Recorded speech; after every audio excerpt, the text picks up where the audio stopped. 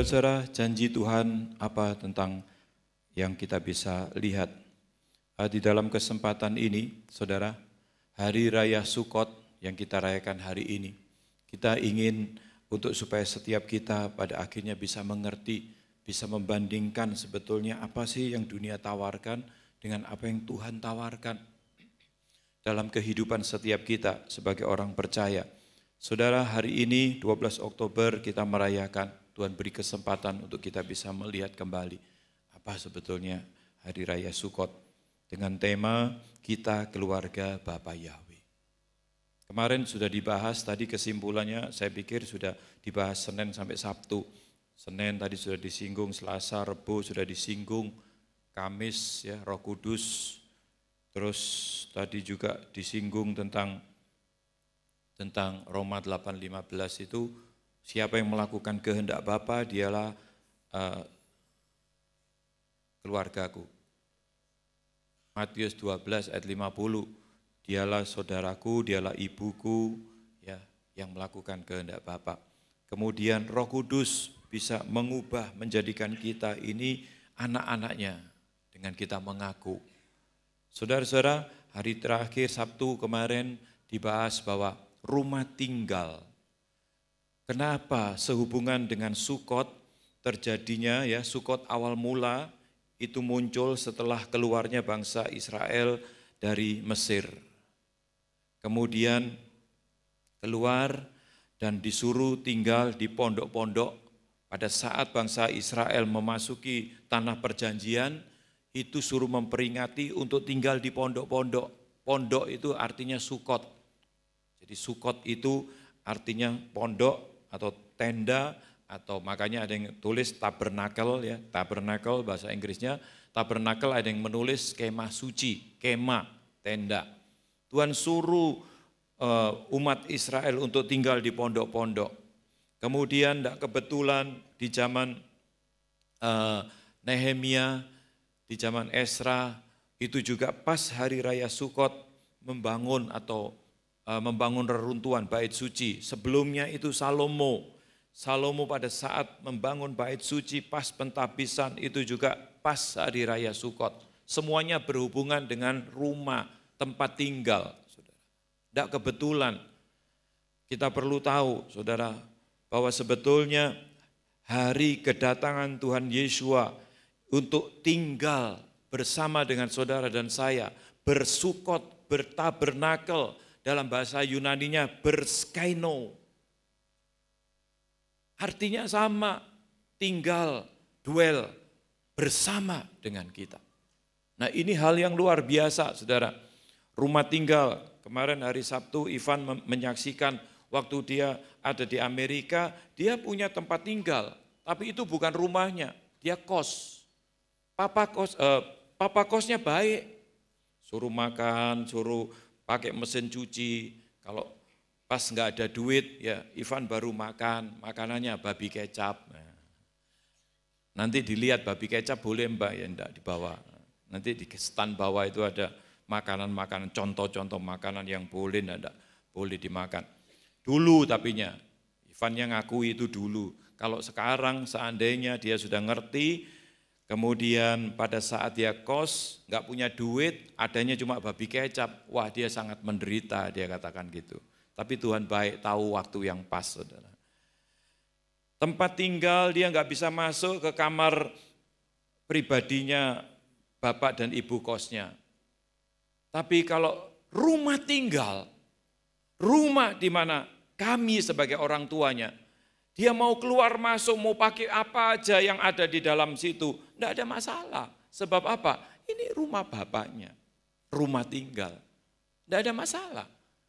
Saudara, saya tidak janjian sama Ivan, sebetulnya saya sudah persiapan kemarin. Makanya saya malah curiga, Ivan ngelirik enggak persiapan saya? Ternyata enggak, saudara.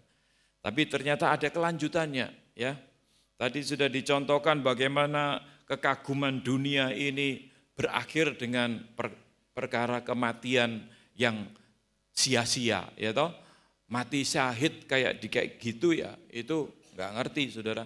Kalau mati syahid karena Kristus, karena firman, karena Injil, ya lain lagi, ya kan?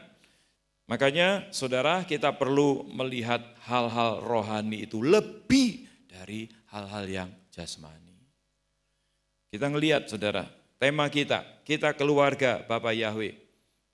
Artinya keluarga Bapa Yahweh, di dalam kitab suci dikatakan, Yohanes pasal 14 ayat yang kedua, di rumah Bapakku ada banyak tempat tinggal. Dan jika tidak, telah aku katakan kepadamu, aku pergi untuk menyediakan tempat bagimu. Ya. Ayat yang berikutnya, dan jika aku pergi serta menyediakan tempat bagimu, maka aku datang lagi dan akan menjemput kamu kepadaku, supaya di tempat aku berada, kamu pun berada. Saudara perhatikan, saudara, tempat tinggal. Tempat tinggal disediakan untuk saudara dan saya yang percaya. Tuhan Yesus naik ke surga untuk menyediakan tempat tinggal. Ya, tempat tinggal. Menarik sekali di dalam Amplified pun ditulis seperti itu, dan di dalam Strong Bible justru tempat tinggal ini diterjemahkan mansions. Jadi in my father's house there are many dwelling places. Tempat tinggal, banyak tempat tinggal. Strong Bible menulis mansions. Tuhan menyediakan tempat tinggal untuk saudara dan saya. Dan ketika dia datang, ya sama seperti tadi, supaya pada saat nanti dia datang kembali setelah selesai menyediakan tempat tinggal, Tuhan akan menjemput saudara dan saya untuk dibawa bersama-sama ke tempat tinggalnya Bapa kita di surga. Supaya di tempat di mana aku, Tuhan Yesus berkata, berada, kamu pun juga ada di sana. Untuk tinggal bersama-sama. Ini firman Tuhan loh saudara. Ini firman Tuhan. Makanya ada satu pernyataan bahwa pada saat Tuhan datang, Tuhan Yesus datang menjemput kita semua. Tujuannya adalah untuk membawa kita, ya tentu tadi yang sudah masuk di dalam keluarga Bapa Yahweh, yang melakukan kehendak Bapa, dilahirkan kembali oleh Roh Kudus dan sebagainya tadi, untuk dibawa masuk ke dalam tempat tinggal yang sudah disediakan sebelumnya selama-lamanya. Saudara, kalau seandainya setiap kita percaya dan tahu akan hal ini, Tuhan itu akan datang menjemput kita. Berarti pada saat kedatangan Tuhan, yang saya yakin itu juga nanti di seputar Hari Raya Sukot. Kedatangan yang pertama, hari kelahirannya, itu pasti Hari Raya Sukot. Makanya iblis gak suka dipleset-plesetkan, saudara, supaya banyak orang gak siap-siap. Kalau kita tetap merayakan Natal di tanggal 25 Desember, miss the goal kita, saudara. Miss the goal. Hari Raya Sukot itu adalah hari kelahiran Tuhan Yesus, kedatangannya yang pertama. Dan di dalam firman Tuhan juga dikatakan kedatangannya nanti yang kedua, itu juga di seputar Hari Raya Sukot. Hari-hari ini, saudara, orang banyak ribut, ya, blood moon, datang ke Yerusalem. Setiap kali kalau peristiwa-peristiwa langka seperti ini, di mana blood moon terjadi 2 tahun berturut-turut di hari Pesah, Sukot, ada satu peristiwa yang besar terjadi sehubungan dengan bangsa pilihan. Nah ini tahun depan ada lagi. Apa setelah itu yang akan terjadi? Kita nggak tahu, saudara. Kita nggak tahu. Tapi kita perlu berjaga-jaga. Kita perlu waspada. Kita perlu mempersiapkan diri. Sebab kedatangannya untuk menjemput ini, itu juga di seputar Sukot. Hal ini yang perlu saudara dan saya ketahui. Menjadi orang Kristen jangan cuma mencari perkara-perkara di dunia ini. Bagaimana kita bisa sukses, bagaimana kita diberkati, bagaimana kita bahagia, bagaimana kita bisa mempunyai istana, mempunyai ini, itu dan sebagainya. That's it. Nah itu perlu.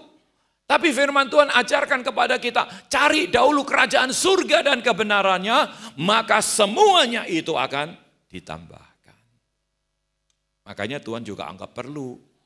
Saudara, Tuhan Yesus nanti datang menjemput orang-orang yang sudah menjadi bagian dari keluarga Bapa Yahweh. Berarti rumah atau perumahan di surga itu sudah siap dihuni. Amin. Pertanyaannya sekarang, apakah saudara sudah menjadi bagian daripada keluarga Bapa Yahweh? Jawab sendiri.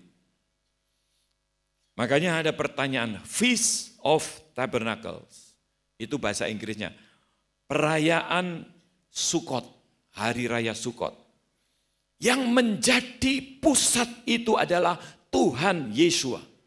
Ini dalam bahasa Inggrisnya bagus. Yeshua is the reason for the season. Tuhan Yeshua itu menjadi pusat. Yeshua is the reason for the season. Luar biasa ini. Artinya Tuhan Yeshua itu adalah alasan untuk masa-masa di dunia ini. Kalau awal kalender ditentukan, kemudian semua pusatnya itu ke Tuhan Yeshua. Juga penetapan hari-hari tentang apa yang sudah dinubuatkan di dalam kitab suci, pusatnya itu adalah Tuhan Yeshua. Saya suka tadi pujiannya dinyanyikan. Yeshua is the center of this church. Yeshua is the center untuk semua segala perkara. Jadikan Tuhan Yesus sebagai pusat hidup saudara dan hidup saya. Itu ditulis di dalam Yohanes pasal 1 ayat 4 ya. Firman sudah menjadi manusia dan tinggal di antara kita. Dwell, tinggal ini dwell.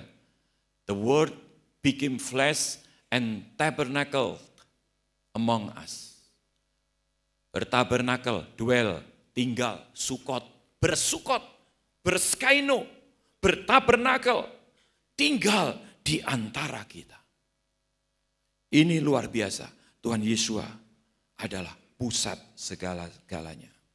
Nah sekarang kita ngelihat bersama di surga, untuk tinggal bersama di surga. Saudara, kalau istana dunia saja sudah bagus, kayak tadi kita lihat. Tidak ada yang ngomong, gitu aja kok ditampilkan. Gitu aja biasa, rumahku juga gitu. Saudara, luar biasa itu. Saya masuk di situ, saya pegang-pegang, semua saya pegangi. Gordennya saya pegangi. Wih, zaman dulu gordennya, ini enggak ada apa-apanya ini. Bagus, saudara. Gordennya loh itu. Tebel, bagus. Mengagumkan. Istana dunia saja sudah mengagumkan, apalagi surga. Amin. Surga tempat tinggal saudara dan saya yang sudah menjadi keluarga Bapa Yahweh loh. Yang cuman amin sedikit cuman.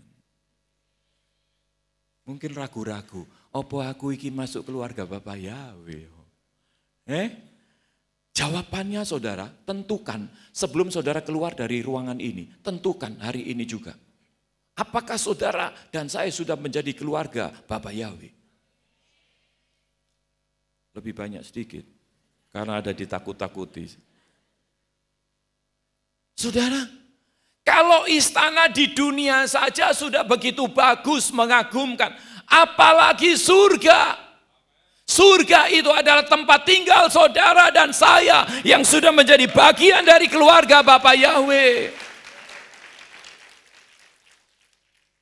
Ya, saya sempat kutip juga ini istana Versailles tadi.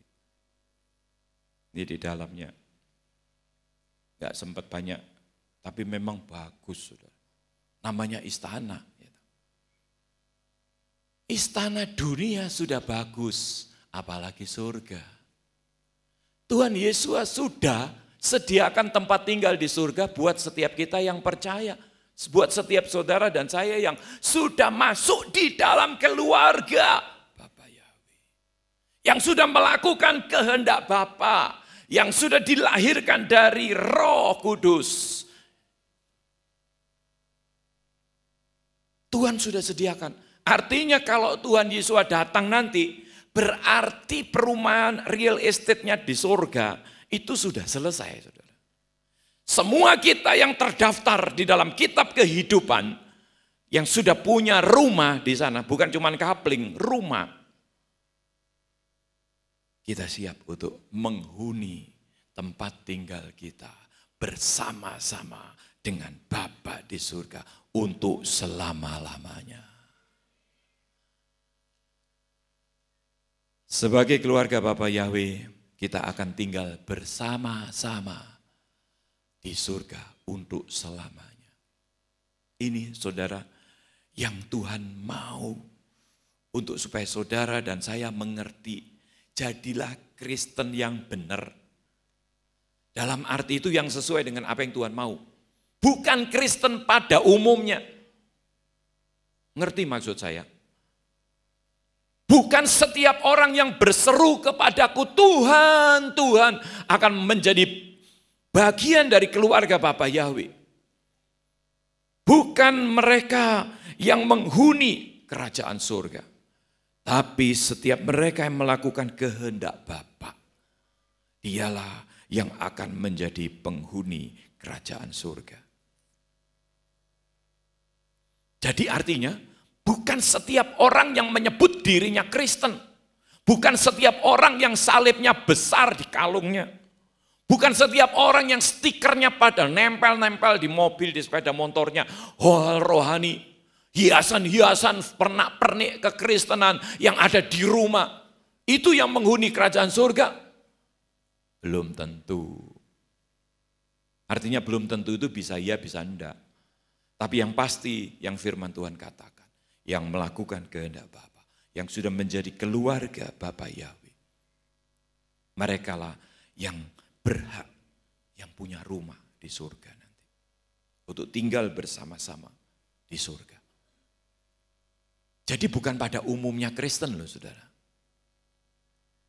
Sebab tidak semua orang Kristen melakukan kehendak Bapa. Tidak semua orang Kristen sudah dilahirkan kembali. Makanya saya katakan tidak semua orang Kristen pada umumnya. Berarti sedikit yang khusus. Makanya kalau tidak pada umumnya itu kan unusual bahasa Inggrisnya, ya. Enggak usual, enggak umum, unusual. Diterjemahkan dalam Indonesia unusual itu aneh. Jadi Kristen-Kristen yang aneh itu yang menghuni kerajaan surga. Bukan aneh dalam arti dianeh-anehkan loh saudara. Enggak. Kalau terjemahan yang lebih tepat adalah bukan Kristen yang ikut arus dunia. Tapi Kristen yang ikut jalan-jalannya Tuhan. Jalan kebenaran itu sedikit, makanya unusual. Tidak pada umumnya. Dicap aneh, bahkan dicap sesat. Dicap macam-macam, ya silakan saja. Tapi kami terus mau menyatakan kebenaran. Kebenaran harus dinyatakan. Bukan cuma dengan perkataan, tapi juga dengan attitude, dengan sikap dan perilaku kita. Sebagai orang-orang Kristen, bagaimana tunjukkan kasih Bapa yang ada di dalam kita meskipun sedikit. Belum apa-apa saudara. Kristen yang berani berjalan di dalam jalan kebenaran.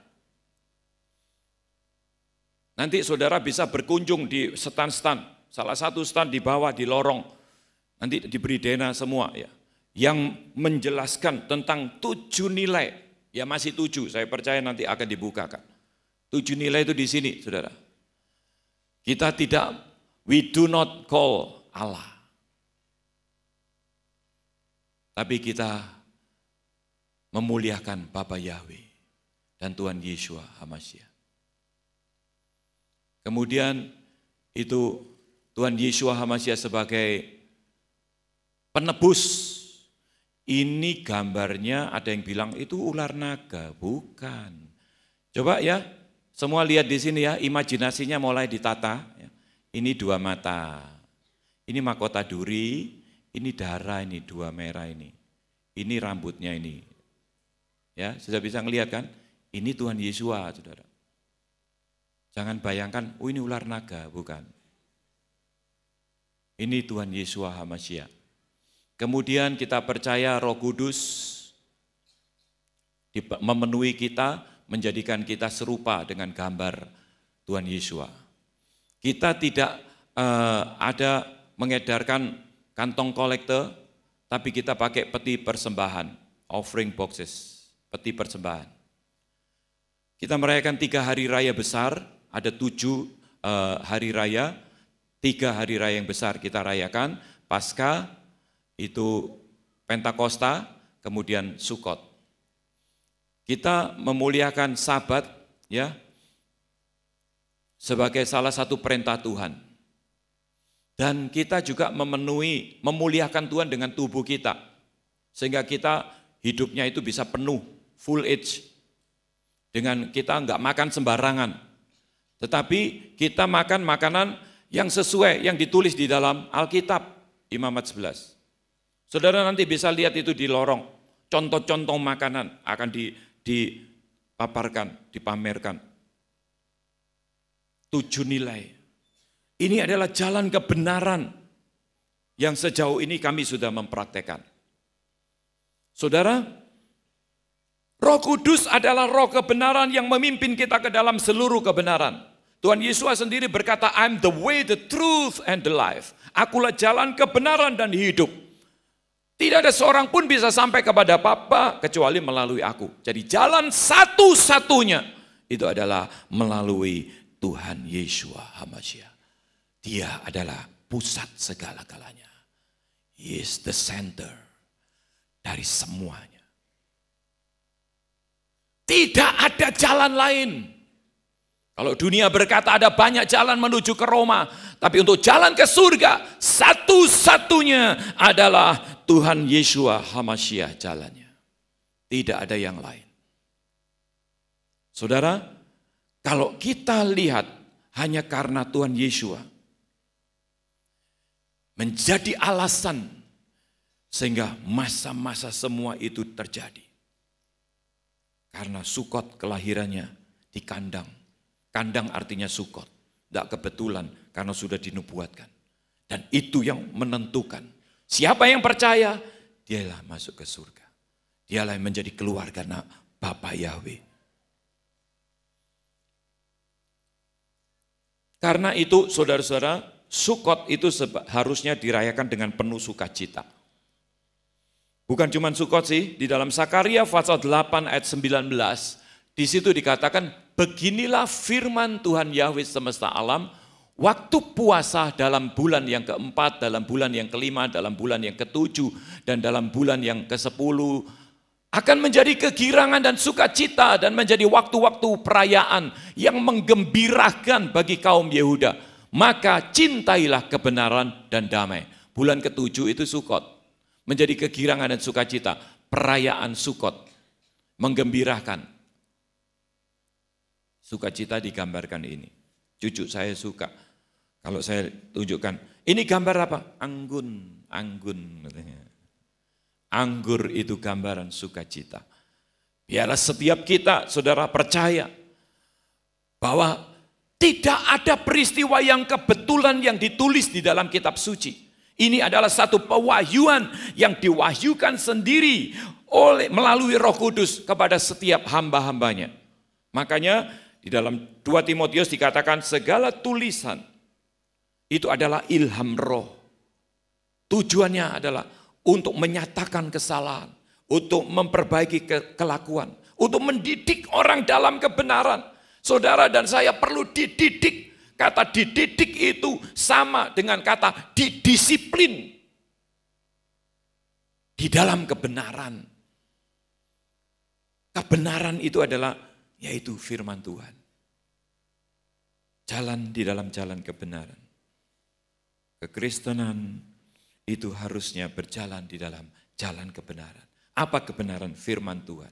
Kalau setiap kita sudah melakukan ketaatan kita yang mutlak tadi, ya, di dalam firman Tuhan yang adalah kehendak Bapa, pasti kita sudah menjadi bagian dari keluarga Bapa di surga. Dan merekalah yang akan mewarisi kerajaan surga untuk selama-lamanya. Jadi perhatikan saudara-saudara, bagaimana kerajaan surga itu pada saat nanti Tuhan Yesus datang. Sebelum kita nanti melanjutkan, saya ingin mengajak saudara semua membaca dari kitab Wahyu. Supaya kita semua tahu dan bisa bayangkan surga. Jangan bayangkan Buckingham, jangan bayangkan Versailles, jangan bayangkan istana-istana yang lain. Itu sudah sulit bagi saudara dan saya untuk bisa menjadi tempat tinggal kita.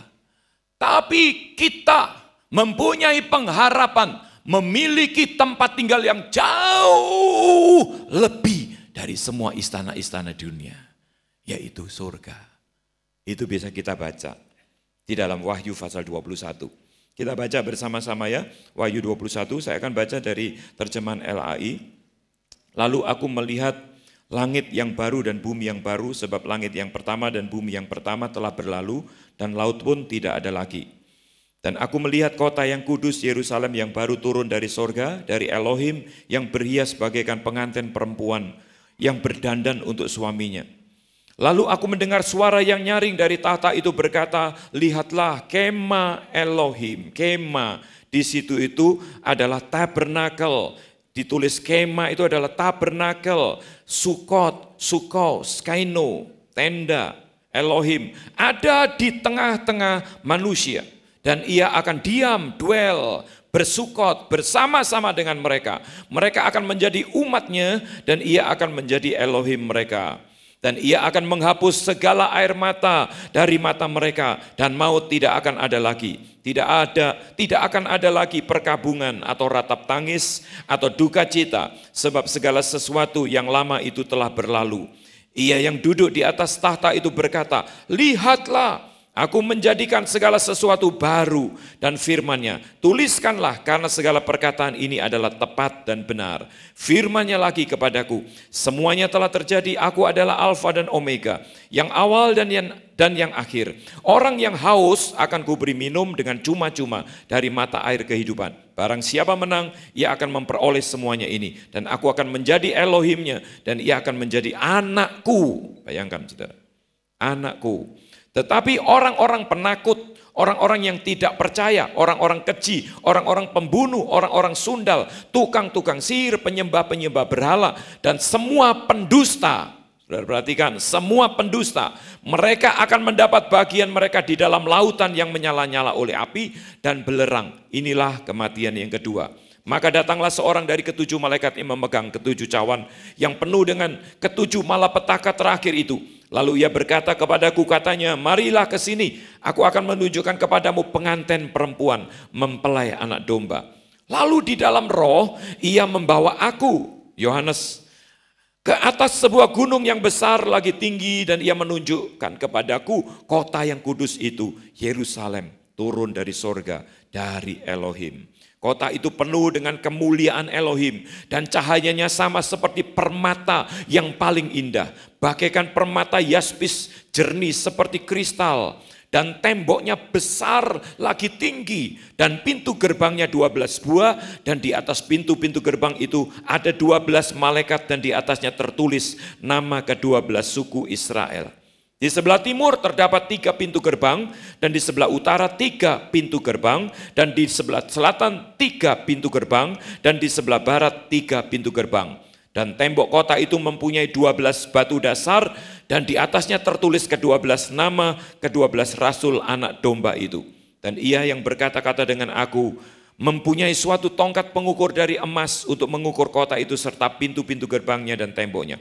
Kota itu bentuknya 4 persegi, panjangnya sama dengan lebarnya, dan ia mengukur kota itu dengan tongkat itu 12.000 stadia, panjangnya dan lebarnya dan tingginya. Lalu ia mengukur temboknya, 144 hasta, menurut ukuran manusia, yang adalah juga ukuran malaikat. Tembok itu terbuat dari permata yaspis, saudara bayangkan. Temboknya dari permata yaspis, bukan dari batu bata. Dan kota itu sendiri dari emas tulen, tidak ada campurannya, emas asli. bagaikan kaca murni. Dan dasar-dasar tembok kota itu dihiasi dengan segala jenis permata. Lantainya saja dari permata. Dasar yang pertama batu yaspis, dasar yang kedua batu nilam, dasar yang ketiga batu mira, dasar yang keempat batu samrud, dasar yang kelima batu unam, dasar yang keenam batu sardis, dasar yang ketujuh batu ratna cempaka, yang kedelapan batu beril, yang kesembilan batu krisolit, yang kesepuluh batu krisopras, yang ke-11 batu laswardi, dan yang ke-12 batu kejubung. Saya tadi mau ke Seleo, yang ke-11 batu sunariadi saya pikir tadi. Batu laswardi, ya. Mau ke Seleo nih lidah tadi.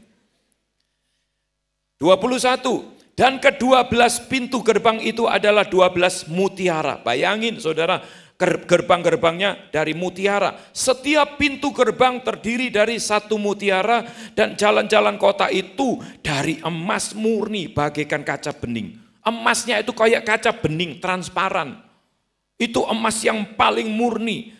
Dan aku, 22, dan aku tidak melihat bait suci di dalamnya sebab Elohim, Tuhan yang Maha Kuasa adalah bait sucinya. Demikian juga anak domba. Bait suci itu berarti, bait Elohim itu dari kata aslinya Beth El. Beth itu rumah, El itu Elohim. Beth itu rumah. Rumah Elohim. Jadi enggak ada lagi bangunan gedungnya, karena Elohim itu sendiri adalah rumah itu, tempat tinggal itu. 24, dan bangsa-bangsa akan berjalan di dalam cahayanya, dan raja-raja di bumi membawa kekayaannya dan kekayaan mereka kepadanya. Dan pintu-pintu gerbangnya tidak akan ditutup pada siang hari, sebab malam tidak akan ada lagi di sana. Dan kekayaan dan hormat bangsa-bangsa akan dibawa kepadanya, tetapi tidak akan masuk ke dalamnya sesuatu yang najis, atau orang yang melakukan kekejian atau dusta, tetapi hanya mereka yang namanya tertulis di dalam kitab kehidupan anak domba. Nanti pasal 22 dibaca sendiri di rumah.